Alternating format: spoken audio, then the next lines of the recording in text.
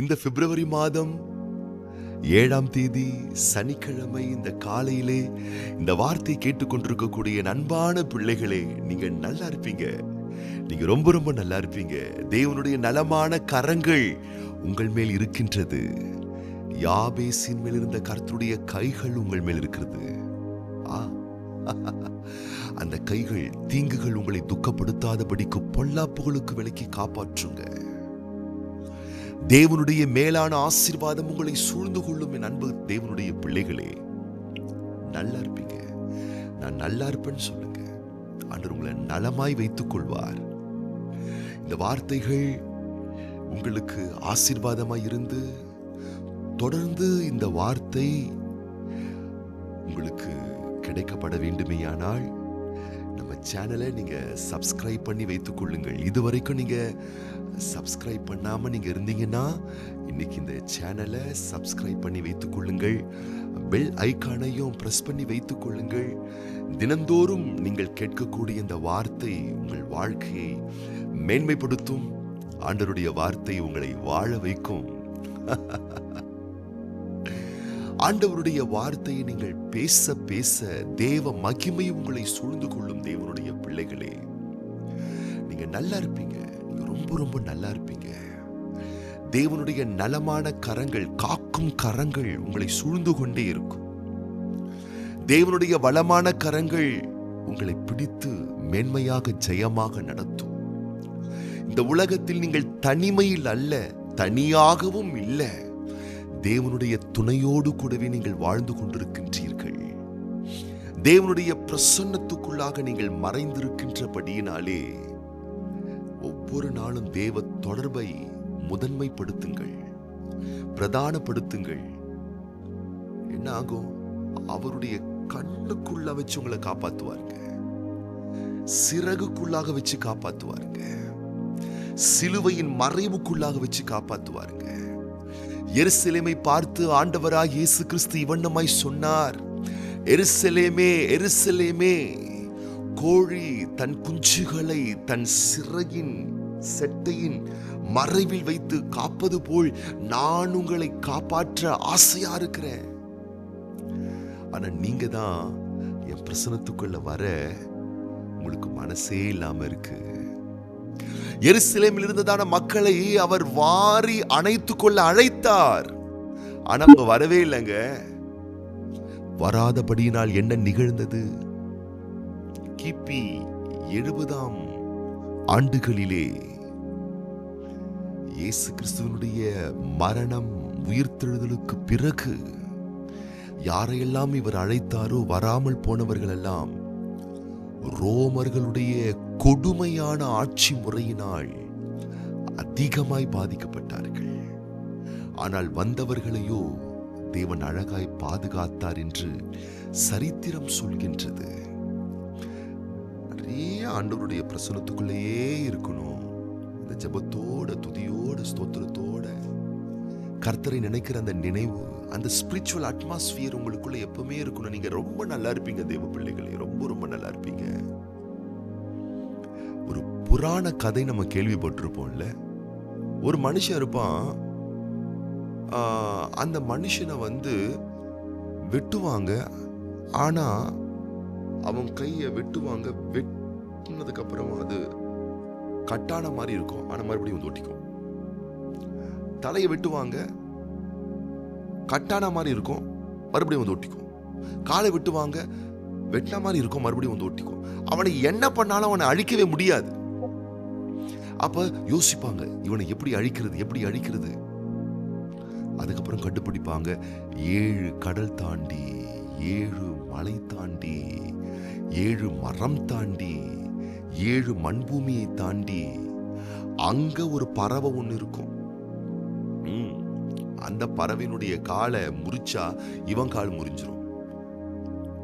அந்த பறவையினுடைய தலையை முறிச்சா இவன் தலை முறிஞ்சிரும். அதாவது இவனுடைய ஜீவன் உயிரை எங்க இருக்குன்னா 7 கடல் தாண்டி, மலை தாண்டி, மரம் தாண்டி, மண் தாண்டி, அதுக்கப்புறம் இருக்கக்கூடிய ஒரு பறவைக்குள்ள இருக்கும். அதை சிதைச்சாதான் இவனை சிதைக்க முடியும். ஏன்னா தூரத்தில் இருந்தாலும் இவனும் அந்த பறவையும் ஒன்றரை கலந்து விட்டார்கள். அப்ப நான் சொல்றேன், கண்ணுக்கு பார்க்க முடியாத தொலைவில் தேவன் இருப்பது போல் உங்களுக்கு தென்பட்டாலும் அவருடைய உறவில் நீங்கள் இணைந்திருப்பீர்களே, ஆனால் அவரை தொட்டதுக்கு அப்புறமா தான் உங்களை யாரும் பாதிக்க முடியும். அதனால ஆண்டவர் சொல்றாரு, உன்னை கண்ணின் இமைக்குள்ள வச்சிருக்கிற. கண் இமைய தொட்டதுக்கு அப்புறமா தான் கண் இமைக்குள்ள இருக்கக்கூடிய கண்ணை தொட முடியும். கண்ணின் இமைக்குள்ள உங்களை வச்சிருக்கிறாருங்க. அவரை தொட்டதுக்கு அப்புறமா தான் எந்த தீங்கும் வந்து உங்களை தொட முடியும். அப்படின்னா நீங்க அவருடைய பிரசன்னத்துக்குள்ள எப்பொழுதும் இருங்க. எபிரேயரின் புஸ்தகம் 12ஆம் அதிகாரம் 22ஆம் வசனம், 23ஆம் வசனம், 24ஆம் வசனத்துல நீங்க வாசித்து பார்த்தீங்கன்னா, அப்ப பாருங்க எந்த மகிமைக்குள்ள உங்களை வச்சிருக்கிறாருன்னு கேட்டீங்கன்னா, இந்த 3 வசனத்துல சொல்லப்பட்டிருக்கு. ஒண்ணு, சீயோன் மலை என்னும் ஒரு மகிமை, அந்த மகிமைக்குள்ள உங்களை வச்சிருக்கிறாராம். இரண்டாவது, எருசலேம் நகரத்தினுடைய மகிமை, அந்த மகிமைக்குள்ள உங்களை வச்சிருக்கிறாராம். மூன்றாவது, தேவ சேனை தூத கூட்டம், அந்த மகிமைக்குள்ள உங்களை வச்சிருக்காராம், அந்த பாதுகாப்பு வளையத்துக்குள்ள. நான்காவது, சர்வ சங்கமாகிய பரம சபையினுடைய அந்த ஐக்கியத்துக்குள்ள உங்களை வச்சிருக்காராம். ஐந்தாவது, தேவனுடைய பாதுகாப்புக்குள்ள உங்களை வச்சிருக்கிறாராம், தேவ திட்டத்துக்குள்ள, தேவனிடத்தில். ஆறாவது, பூர்ணராக்கப்பட்ட வேதாகம புருஷர்களாயிருக்கக்கூடிய நீதிமான்களுடைய கூட்டத்தில். ஏழாவது, இயேசு கிறிஸ்துவுக்குள்ளாக. எட்டாவது, நன்மையை பேசும் இயேசுவின் ரத்தத்துக்குள்ளாக. 8 அடுக்கு பாதுகாப்புக்குள்ள உங்களை வச்சிருக்கிறார். அப்ப நீங்க அதுக்குள்ள வரணும். நீங்க அதுக்குள்ள வரணும். அந்த விரிக்கப்பட்ட தேவ பிரசன்னத்துக்குள்ள வரணும். என்ன செய்யலாம்? தயவு செய்து ஜெபிங்க அன்பான கர்த்தருடைய பிள்ளைகளை, நல்லா இருப்பீங்க. தயவு செய்து நேரம் எடுத்து தேவனுடைய வார்த்தையை வாசிங்க. தயவு செய்து ஆண்டவருடைய பாடல்களை பாடுங்க. கண்ட பாட்டை கேட்டுட்டு இருக்காதீங்க. சினிமா பாட்டு, அந்த பாட்டு, என்னென்னமோ பாட்டெல்லாம் தேவனுடைய பிள்ளைங்க கேட்டுட்டு இருக்காங்கன்னு கேள்வி நான் படுறேன். ஹெட்போனை காதுல மாட்டிக்கிட்டு என்னென்னத்தையும் கேட்டுக்கிட்டு இருக்காங்க. தயவு செய்து ஆவிக்குரிய பாடல்களை கேளுங்க. நீங்க 8 அடுக்கு வளையத்துக்குள்ள, பாதுகாப்புக்குள்ள வந்துருவீங்க.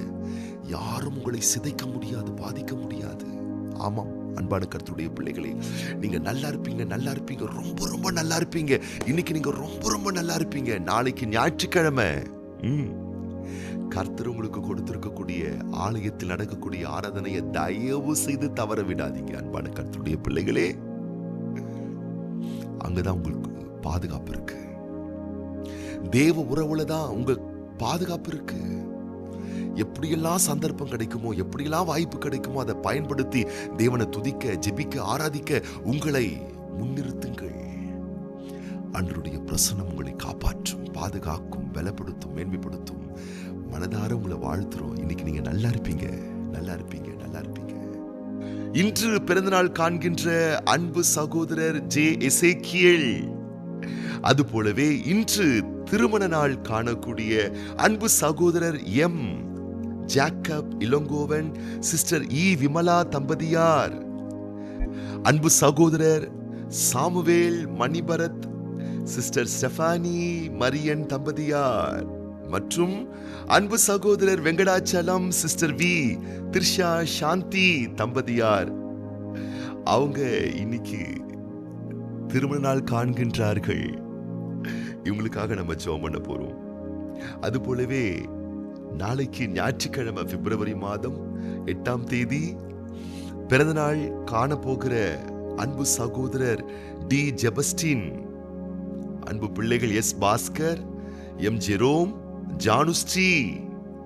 அது போலவே நாளைய தினத்துல திருமண நாள் காண போகின்ற அன்பு சகோதரர் ராஜா, சிஸ்டர் அபிநயா தம்பதியார், அன்பு சகோதரர் பிரேம்குமார், சிஸ்டர் பி நான்சி தம்பதியார். இவங்களுக்காக நம்ம ஜெபம் பண்ண போறோம். கண்களை மூடி நம்ம ஜெபம் பண்ணலாமா? பரலோக பிதாவே, இந்த பிப்ரவரி மாதம் 7ஆம் தேதி சனிக்கிழமை இந்த காலையிலே இந்த வார்த்தை கேட்டுக்கொண்டிருக்கக்கூடிய ஒவ்வொரு பிள்ளைகளையும் வலக்கரம் நீட்டி தொட்டு நிறுத்தாமே ஆசீர்வதிப்பீராக.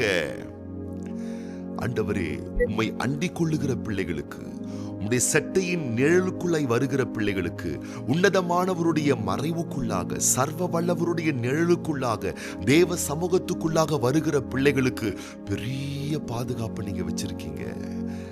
பெரிய தேவ பிரசனத்துக்குள்ளாய் அவர்களை நீர் மறைத்துக் கொள்றீங்க என்ற புரிதலை நீர் எங்களுக்கு காண்பித்து கொடுத்திருக்கின்றீர். ஆகவே ஒவ்வொரு பிள்ளைகளும் உங்க சமூகத்துல, உங்க பிரசன்ஸ்ல, உங்க தொடர்புல, வேத தியானத்துல, ஆவிக்குரிய ஐக்கியத்துல இருப்பதை முதன்மைப்படுத்தும்படிக்கு ஒவ்வொரு பிள்ளைகளுக்கும் கிருபை தருவீராக. அதன் மூலம் உண்டாகக்கூடிய அனைத்து ஆசீர்வாதங்களும் உடைய பிள்ளைகளுக்கு உண்டாவதாக.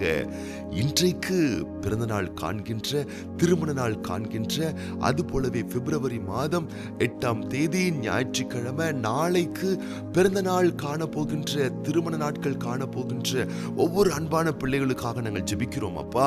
ஆண்டுகளை, வருடங்களை நன்மைகளால் முடிசூட்டுகிற தெய்வமே, அன்பான பிள்ளைகளுக்கு நீர் தரக்கூடிய ஆண்டுகளையும் வருஷங்களையும் நன்மைகளால் முடிசூட்டி வாழ்நாளெல்லாம் பிள்ளைகள் களி கூர்ந்து மகிழ்ந்திருக்கும்படி சகலவிதமான கிருபைகளை தந்து முடிய வருகை வரும் மட்டும் இதுபோல் இன்னும் அநேக சந்தோஷமான, மகிழ்ச்சியான, ஆனந்தமான பிறந்த நாட்களை, திருமண ஆண்டுகளை உடைய பிள்ளைகள் காண வேண்டுமென மனதார உமது பிள்ளைகளை நாங்கள் வாழ்த்துகிறோம், ஆசீர்வதிக்கிறோம். உடைய நேச பிரிய பாசம் மிகுந்த கரத்திலே அர்ப்பணித்து ஒப்பு கொடுத்து வாழ்த்தி ஆசீர்வதித்து ஆண்டவர் இயேசு கிறிஸ்துவின் ஆசீர்வதிக்கப்பட்ட நாமத்தினாலே ஜெபிக்கிறோம் எங்கள் நல்ல பிதாவே, ஆமேன். இன்னைக்கு நீங்க ரொம்ப நல்லா இருப்பீங்க.